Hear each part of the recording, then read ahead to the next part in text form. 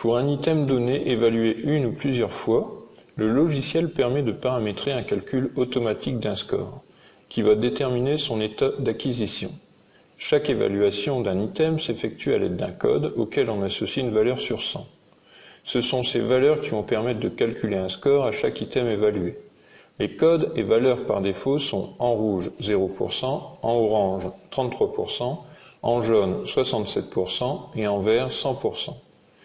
Par défaut, quand un item est évalué plusieurs fois, les saisies les plus récentes sont celles qui ont le plus d'importance. On autorise ainsi le droit à l'erreur en cours d'apprentissage. L'essentiel est de valoriser l'acquisition finale. Inversement, un élève qui régresse sera davantage pénalisé.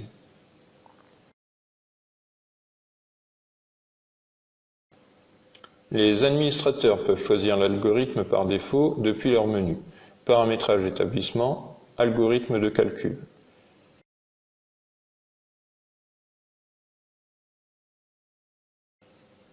Les professeurs coordonnateurs peuvent adapter l'algorithme de chaque référentiel depuis leur menu. Référentiel, créer, paramétrer les référentiels.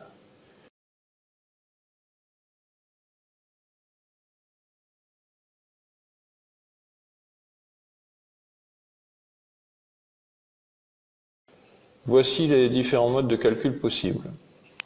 Coefficient multiplié par 2 d'une saisie à la suivante. Avec cette méthode, la dernière saisie compte pour 50%.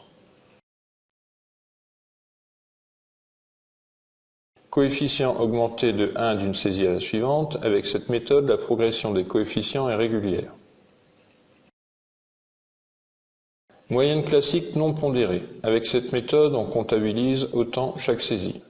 Ce peut être utile pour une matière où plusieurs enseignants interviennent simultanément.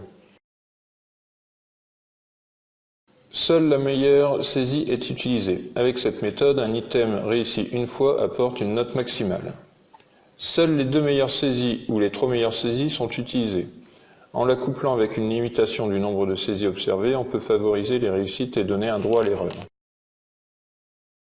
Utiliser la saisie la plus fréquente, cette méthode a été demandée pour un fonctionnement par ceinture, avec 6 codes et 6 états d'acquisition.